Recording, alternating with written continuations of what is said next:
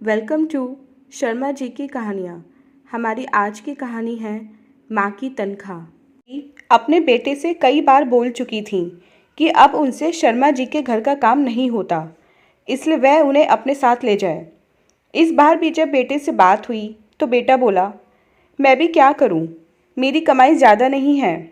बच्चों की पढ़ाई, घर का खर्च मेरे अकेले की कमाई से पूरे नहीं होते, इसलिए मैं आपकी पैसों से कोई मदद नहीं कर पाता।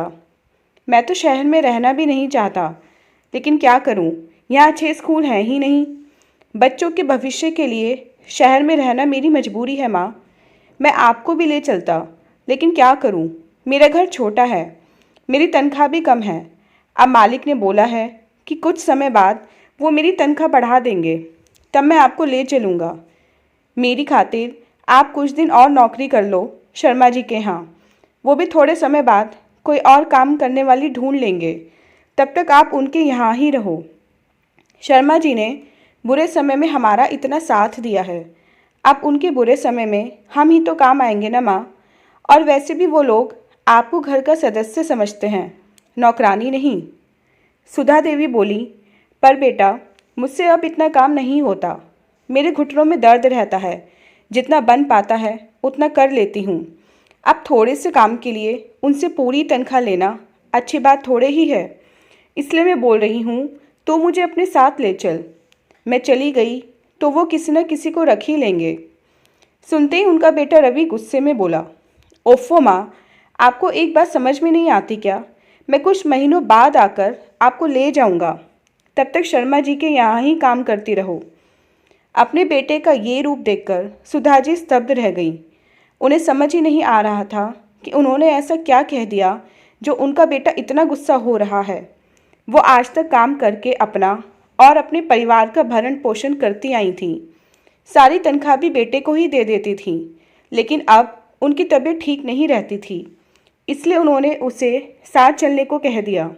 लेकिन वो इतना गुस्सा आखिर किस बात पर हुआ? तभी वहाँ मिसेस शर्मा आ जाती हैं और रवि से बोलती हैं, रवि, अपनी माँ पर ऐसे क्यों चिल्ला रहे हो? अपनी माँ से क्या ऐसे बात करते हैं? मिसेस शर्मा को सामने देखकर रवि घबरा गया। उसे लगा कि कहीं मिसेस शर्मा उसकी चाल पहचान न गई हों, तो बात बदलते हुए बोला, अच्छा हुआ ताई जी आप यहीं आ गई, मैं आपके पास ही आने वाला था। देखिए ना, माँ अपना बिल्कुल ध्यान नहीं रखती, उनके घुटनों में इतना दर्द रहता है, लेकिन समय से बिल्कुल दवाइयाँ नहीं लेती। अब आप ही समझाइए इन्हें। रवि ने एक अच्छे बेटे होने का दिखावा करते हुए कहा। उसकी बात सुनकर मिसेस शर्मा भी बोली, हाँ रवि, ये बात तो तुम सही कह रहे हो, सुधा बहन अपनी सेहत का बिल्कुल ध्यान नहीं रखती। सुधा जी आश्चर्यचकित होकर रवि का मुंह देखने लगती हैं कि रवि ने तो उनसे दवाइयों के बारे में कुछ भी नहीं कहा, वह तो उनको यही काम करने के लिए चिल्ला रहा था। रवि अपनी माँ की नज़रें पहचान गया था। मिसेस शर्मा को उसकी माँ सच बात न बता दें, इसलिए बात बदलने के लिए फिर बोला, अब देखिए ना ताई जी, मैं माँ से कितना बोल रहा हूँ कि मेरे साथ शहर चलो, लेकिन वो कह रही हैं कि उनका मन आप लोगों को छोड़कर जाने का नहीं है। तो मैंने कहा कि ठीक है मत चलो, पर कम से कम अपनी सेहत का तो ध्यान रखो। तो कहने लगी कि तू ज़्यादा चिंता मत कर, मेरे मालिक मालकिन मेरा बहुत ध्यान रखते हैं। बस ताई जी, मुझे थोड़ा बुरा लगा कि माँ मुझे पराया समझती हैं, और इसलिए मेरी आवाज़ थोड़ी तेज हो गई। अरे सुधा बहन, तुम्हें तो खुश होना चाहिए कि तुम्हारा बेटा तुम्हारा इतना ध्यान रखता है, अपने साथ ज़बरदस्ती ले जा रहा है, वरना आजकल के बच्चे तो बूढ़े माँ बाप को पूछते भी नहीं कि कहाँ पढ़े हैं और कहाँ नहीं। और एक तेरा बेटा है जो हर दूसरे महीने तुमसे मिलने आता रहता है, तुम्हें तो खुशी खुशी उसके साथ चले जाना चाहिए, और तुम जाने को मना कर रही हो तो गुस्सा तो आएगा ही। मिसेस शर्मा ने मुस्कुराते हुए कहा। उनकी बातें सुनकर रवि घबरा गया कि कहीं उसकी चाल उल्टी न पड़ जाए और माँ मिसेस शर्मा के सामने ही अपना सामान न बांधने लगे।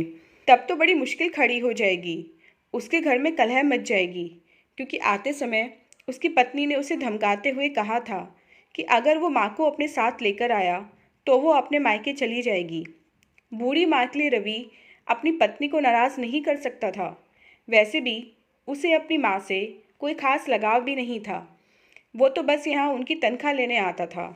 उसने तो माँ के सामने झूठा दिखावा कर रखा था कि उसकी तनख्वाह कम है तो घर चलाने में मुश्किल आती है, इसलिए वो मजबूरी में माँ के आगे हाथ फैलाता है। सुधा जी भी बेटे के प्यार में अंधी होकर अपनी पूरी तनख्वाह उसे दे देती थी, क्योंकि उनका तो कोई खर्चा था ही नहीं। मिसेस शर्मा के यहाँ से उनको खाने, पहनने, रहने और दवाई मिल जाती थी। उनकी पूरी तनख्वाह बच जाती थी। रवि ने ये बात जान ली थी कि अगर वो माँ के सामने अपनी मजबूरियों का रोना रोएगा तो वो उसे पैसे दे देंगी। रवि को बस अपनी माँ के पैसों से मतलब था। पैसे मिलने के बाद उसकी माँ मरे या जिए, इस बात से उसे कोई मतलब नहीं था। रवि ने तुरंत चापलूसी भरे लहजे में कहा, ताई जी, मुझे माँ पर नाराज़ नहीं होना चाहिए था। वो सही कह रही हैं। यहाँ इतने बड़े घर में उनका आप लोगों के साथ मन लगा रहता है। वहाँ एक कमरे के छोटे से घर में माँ का मन नहीं लगेगा। मैं माँ की बात समझ ही नहीं सका। माँ, मुझे माफ़ कर दो। मैं आज के बाद तुम्हें अपने साथ चलने को नहीं कहूँगा। बहुत जल्दी मेरा प्रमोशन हो जाएगा, फिर मैं बड़ा घर ले लूँगा और आपको यहाँ से ले जाऊँगा। तब तक आप आराम से यहीं रहो। उधर सुधा जी को समझ नहीं आ रहा था कि रवि झूठ क्यों बोल रहा है।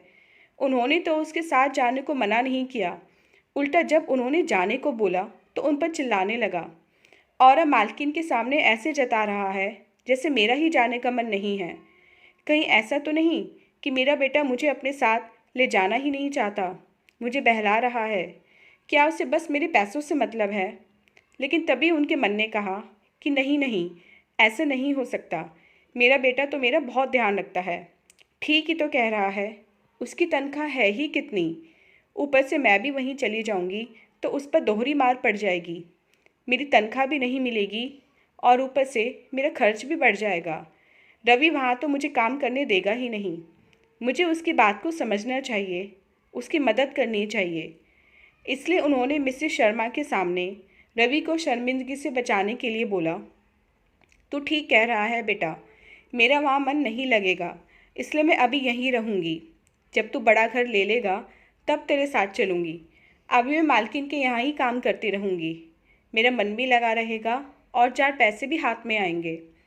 सुधा जी ने मुस्कुराते हुए कहा, ये तो तुमने बिल्कुल सही सोचा सुधा बहन, तुम यहीं काम करती रहो। मैं अब चलती हूँ, तुम भी बेटे को विदा करके आ जाओ। कहकर मिसेस शर्मा कमरे से बाहर चली गई। उनके जाते ही रवि माँ के सामने हाथ जोड़कर बैठ गया और बोला, धन्यवाद माँ, आज तुमने मुझे ताई जी के सामने शर्मिंदा होने से बचा लिया।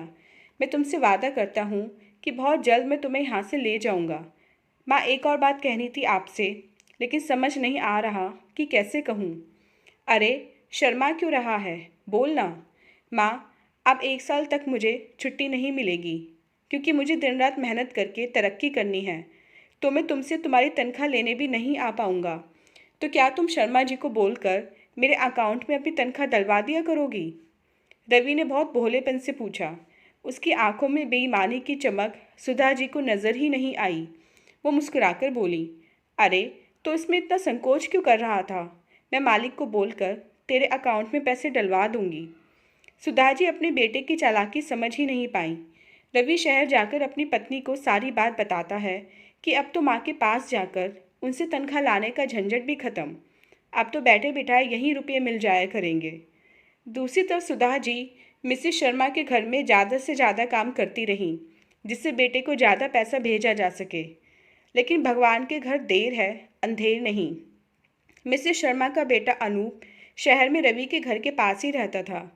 एक बार वो घर आया हुआ था तो ऐसे ही जिक्र चल पड़ा कि रवि अभी बहुत छोटे से कमरे में रहता है। 1 साल बाद तरक्की हो जाएगी तो वो सुधा बहन को अपने साथ ही ले जाएगा।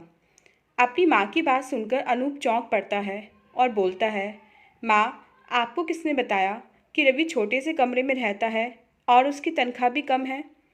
बेटा, 3 महीने पहले ही रवि आया था और तब खुद ये सब हमें बताकर गया है। माँ, रवि ने आप सबसे झूठ बोला है। वह शहर में 3 कमरों के घर में रहता है। उसकी नौकरी और तनख्वाह दोनों अच्छी हैं। और सबसे बड़ी बात, रवि की सास भी उसके साथ ही रहती हैं। तो जब रवि अपनी सास को अपने साथ रख सकता है तो अपनी माँ को क्यों नहीं? और उसके पास कार और नौकर भी है। ये सब सुनकर मिसेस शर्मा का मुंह गुस्से से लाल हो जाता है, जबकि सुधा जी की आंखों से आंसू बहने लगते हैं। शर्मा ने उन्हें तसल्ली देते हुए कहा, सुधा बहन, अपना दिल छोटा मत करो। औलाद नालायक भी तो निकल जाती है। बस ये सोचकर सब्र कर लो कि तुम्हें भी नालायक औलाद मिली है। अब उससे कोई मतलब मत रखना। अपनी तनख्वाह अपने ऊपर खर्च करना। मैं तुम्हारी सहायता के लिए एक दूसरी लड़की को बुला लूँगी। जी मालकिन, मेरा बेटा मेरे लिए आज से ही मर गया। मैं सोच लूँगी कि मुझे कोई औलाद हुई ही नहीं थी।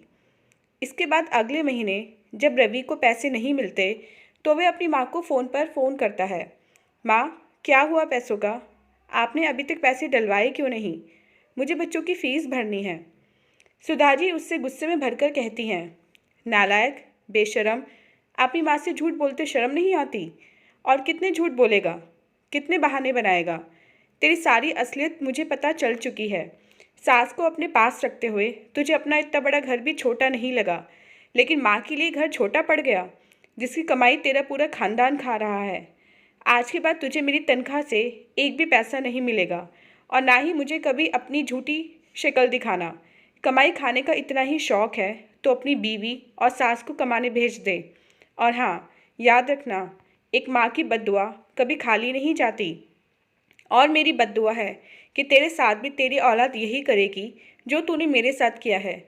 तू भी अपनी औलाद को ऐसे ही तरसेगा।